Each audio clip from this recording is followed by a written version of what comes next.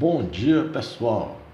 Vamos dar início a mais uma disciplina do módulo 2, certo? Atendimento de enfermagem relacionado aos primeiros socorros, noções de primeiro socorro, emergência, como vocês queiram se relacionar a ela. E vamos explicar algumas coisinhas aqui, como é que as coisas vão funcionar na aula online. Na aula online, nós vamos utilizar o WhatsApp como meio de comunicação entre a mim e vocês aí que são a turma. E o WhatsApp ele tem uma limitação de tempo dos vídeos. Então como é que eu vou fazer? Eu vou fazer vídeos pequenos, vídeos que tenham um valor inferior a 64 MB, que é o máximo que o WhatsApp pode comportar, e vou postar no grupo de vocês. E vocês podem baixar esses vídeos para o celular e assistir fora que estejam offline, sem internet. Mas também eu vou juntar esses vídeos em um vídeo maior e vou colocar um link no canal do YouTube para quem tem internet na sua disposição possa também assistir o vídeo lá sem cortes e sem pausas. Então, pessoal, vamos explicar aqui como é que a disciplina irá acontecer de modo online. Eu mandarei para vocês aulas em PDF da maneira como eu já mandava no grupo, e essas aulas vocês vão imprimir, assistir no celular, fazer da maneira que vocês já faziam. Conjuntamente também eu mandarei atividades, isso eu já fazia da mesma forma. Só que essas atividades agora, elas valem nota, geralmente a nota relacionada à avaliação. Vocês responderão essas atividades e mandarão de volta para mim, certo? No endereço de e-mail que eu colocar. E vão devolver essa atividade em uma data marcada, tudo de modo online. É lógico que a disciplina acontecendo dessa forma, muitos podem pensar que fica monótono, mas eu vou procurar meios para a gente dinamizar essa disciplina para que vocês possam fixar o conteúdo e ter um aprendizado muito satisfatório. Essa disciplina ela tem uma carga horária de 30 horas e nós iremos fazê-la em dois encontros.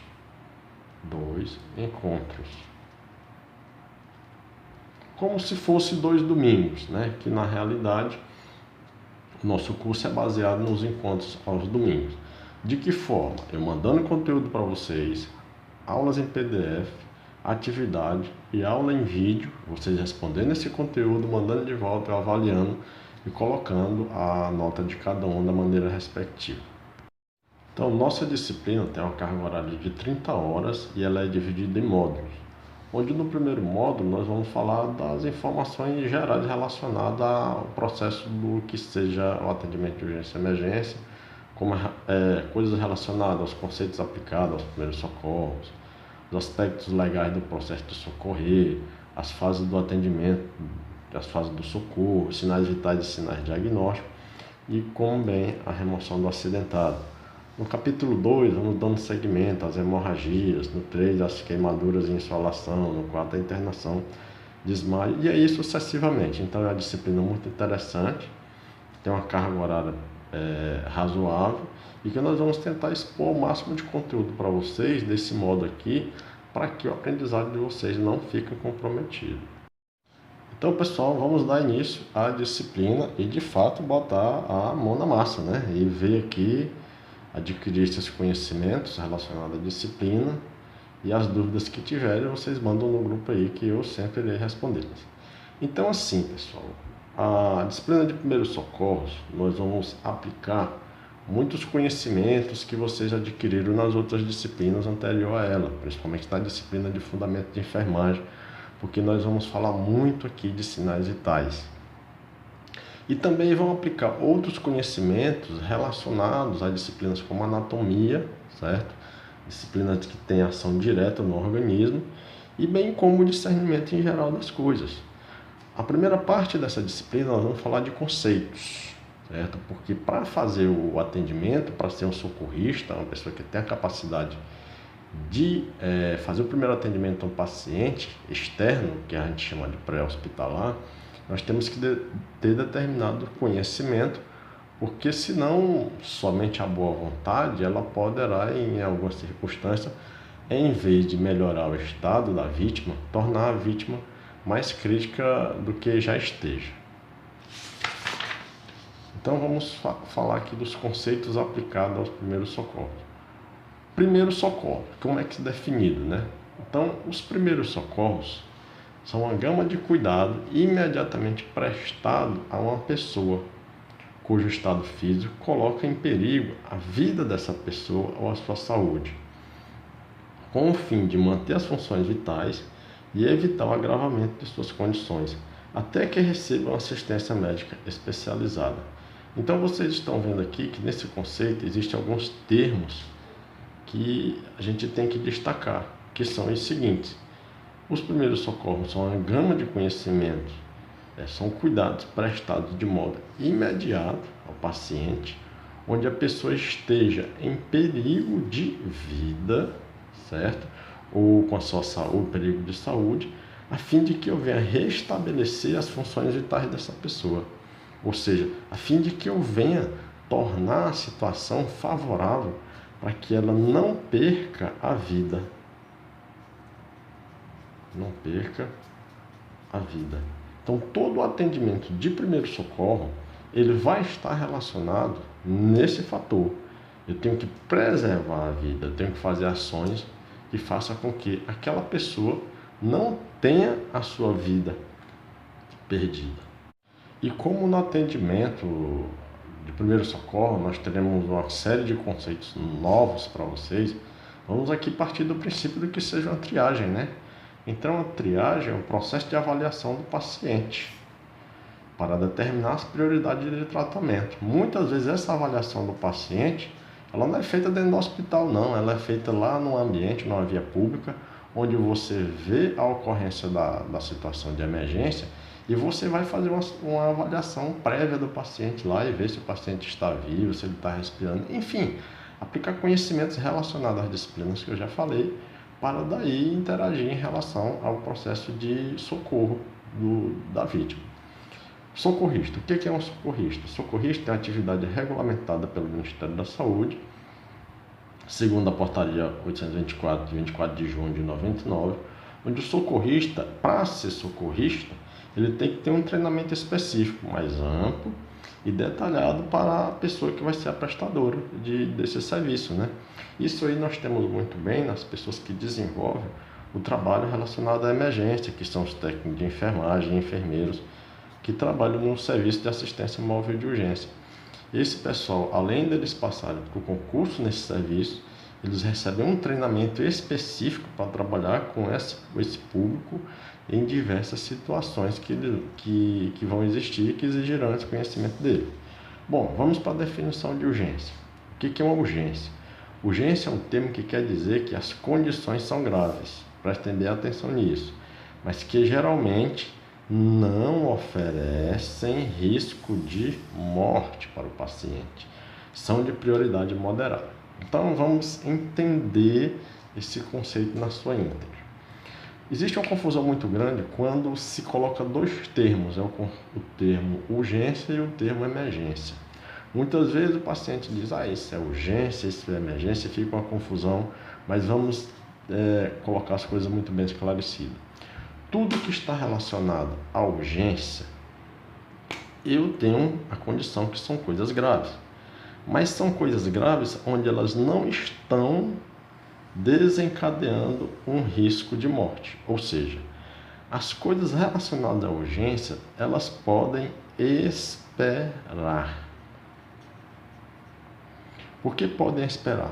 Porque o paciente ele está estabilizado e seja lá qual for o que ele esteja sentindo, o acidente que ele tenha sofrido, ele não está correndo risco de morte. A sua vida está preservada. Então, o conceito de urgência é esse. Já na emergência, o termo emergência ele é um termo circunstancial onde ele identifica situações de cuidados especializados e imediatos, certo? Vocês estão vendo aqui que são imediatos, para evitar a morte de um indivíduo ou complicações graves. Então vamos frisar muito bem as coisas aqui. Uma situação de emergência é uma situação em que a vida do paciente está comprometida, se eu não intervir naquela situação para ajudar o paciente.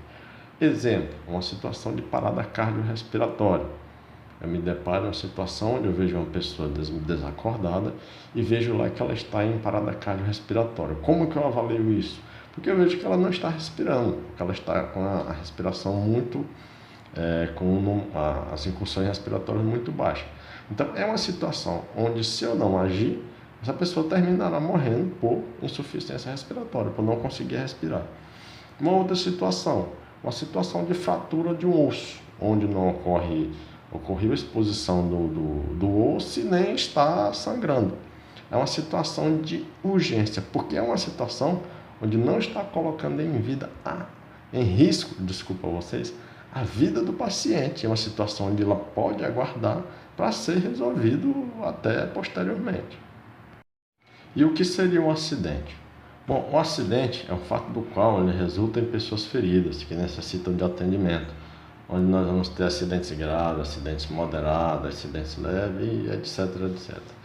E um incidente é um evento desastroso do qual não resulta pessoas mortas ou ferimentos, mas que pode simplesmente oferecer algum risco. Geralmente um incidente são aquelas brincadeiras de mau gosto, aquelas brincadeiras maldosas, empurrar um indivíduo dentro da piscina, empurrar um indivíduo dentro de um riacho. Isso é um incidente, porque ao empurrar, esse empurrar pode se tornar um acidente a partir do momento que a pessoa que é empurrada pode cair, torcer, cair de mau jeito, então cair em cima de uma pedra, seja o que for. E o sinal? O sinal é a informação obtida a partir de observações da vítima. Todo profissional da área da saúde ele tem que ter esse sexto sentido aqui muito bem aguçado. Ele tem que observar muito bem o organismo, porque é como eu geralmente falei lá na disciplina de anatomia. Nosso corpo ele fala por si só. Tem informações do nosso corpo que a pessoa que entende a fisiologia e a anatomia orgânica não precisa a vítima dar informações, porque os achados no organismo você vai saber interpretar. E o que seria um sintoma? O sintoma é uma informação a partir de um relato da vítima, certo?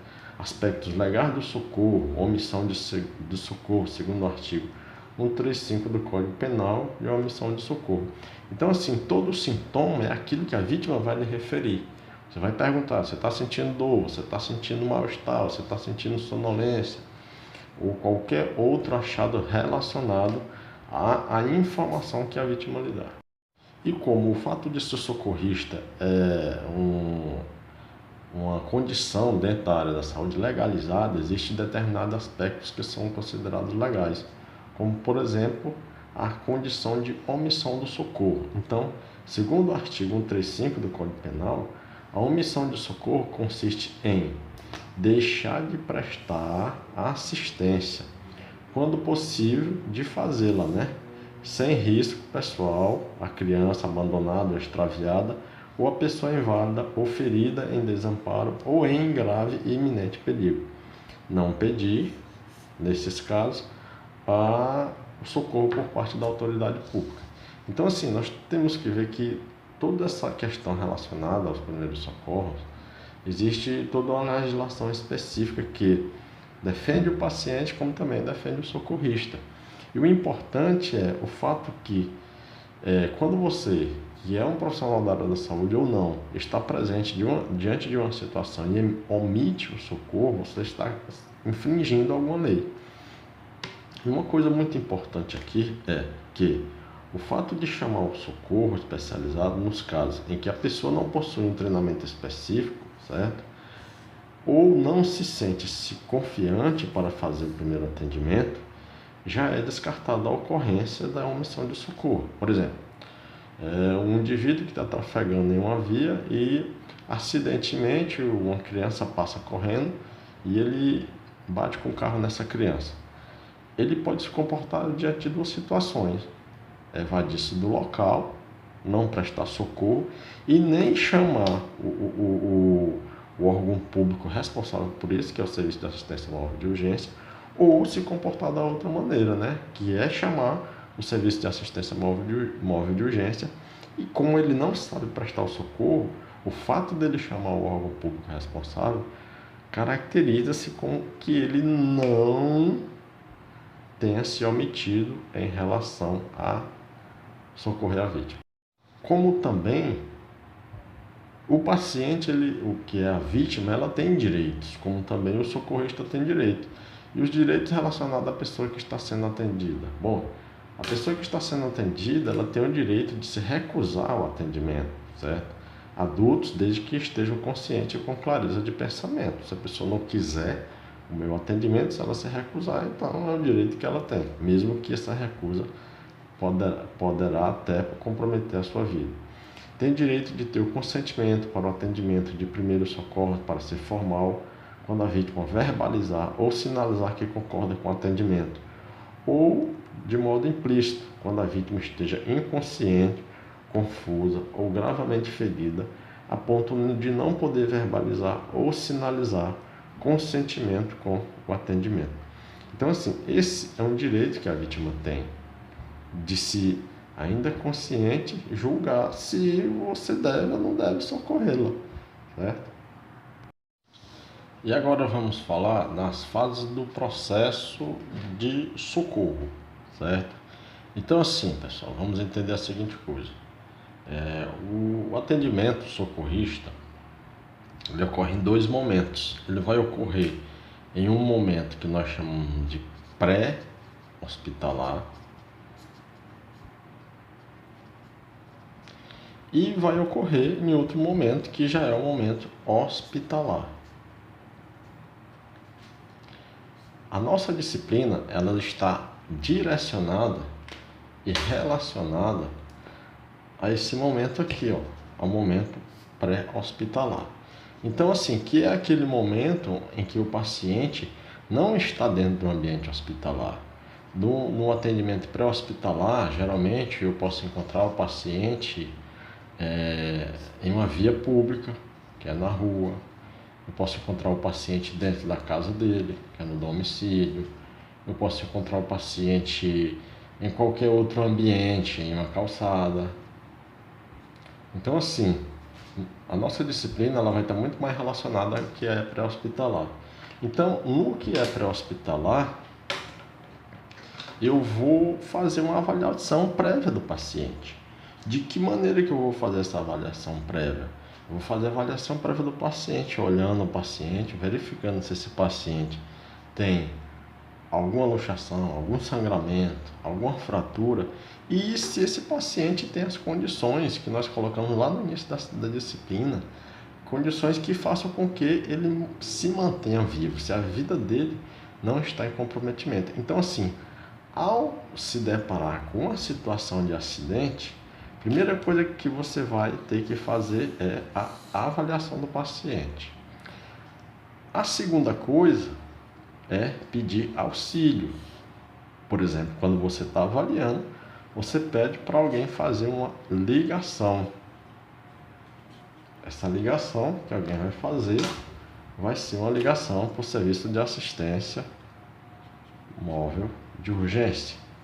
Bem como também não se pode esquecer que quem está socorrendo também pode se tornar vítima, onde já existem inúmeros relatos aí, certo? Onde quem vai socorrer não se preocupa com sua segurança em relação à sinalização de um local, principalmente se for relacionado a um acidente automobilístico, certo? Então, o socorrista, que no caso lá pode ser qualquer pessoa, ele tem que sinalizar o local, porque quem vem após esse acidente não tem ciência de que ali ocorreu um acidente e pode tornar um acidente muito mais grave ainda. Por isso que nós temos aqui o exame primário do paciente.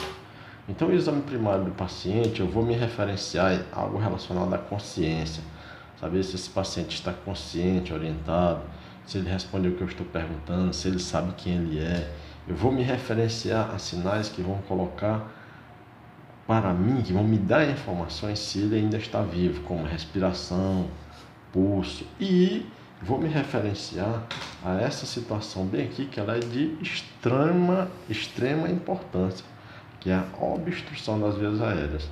Porque se as vias aéreas estiverem obstruídas, o paciente não consegue respirar. E se o paciente não consegue respirar, aí sim a situação é de extremíssima emergência. E no exame secundário, nós vamos utilizar a escala de Coman de Glasgow, que eu não vou detalhar ela agora, porque nos conteúdos mais à frente eu vou falar dessa escala bem detalhada. E é nesse exato momento da avaliação do paciente, né, da avaliação do paciente no momento pré-hospitalar, lá na via pública, que eu tenho que me lembrar dos 5 sinais vitais. Então, bora lá fazer uma pequena recordação. Eu tenho que me lembrar do pulso, certo? Eu tenho que lembrar quais são os principais locais onde eu vou encontrar pulso no paciente. Geralmente, no paciente em estado de acidente e estado de desmaio ou desacordado, eu vou procurar sempre o pulso carotídeo, que é o pulso que leva sangue para a região da cabeça. Certo? Vou verificar se o paciente está respirando. Como é que eu faço essa verificação? Olhando os movimentos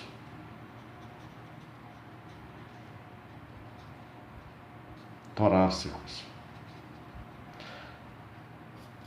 Procurar a pressão arterial. Aí você diz, professor, não ando com aparelho de pressão arterial dentro da bolsa.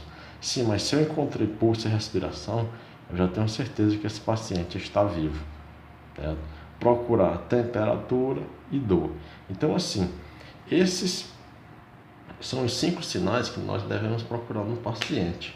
Onde existem sinais aqui que vocês não vão andar com um aparelho de verificação de pulso ou de verificação de oximetria ou de sinais vitais dentro do bolso para verificar se o paciente está vivo ou se o paciente não está relacionado a determinado fator. Então, assim, mas esses 2 sinais aqui, o pulso e a respiração, vocês estão vendo que eles estando presentes no paciente, o paciente está fora do risco de morte.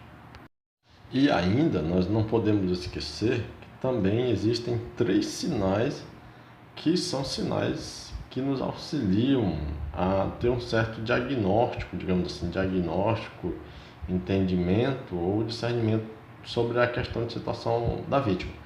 Que um deles é midríase e miose, onde ambos estão relacionados à pupila, e outra é a coloração da pele, né? Você vê que quando se o paciente estiver no estado de hemorragia, de sangramento, ele vai ficar com a pele descolorada e esbranquecida em geral.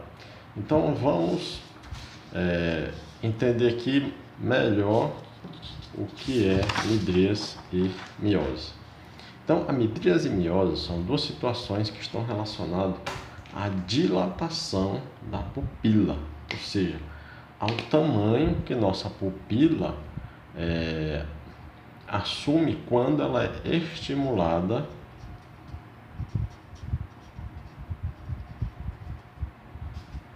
pela luz. Então, assim, midríase. O que é a midríase? É quando ocorre a dilatação.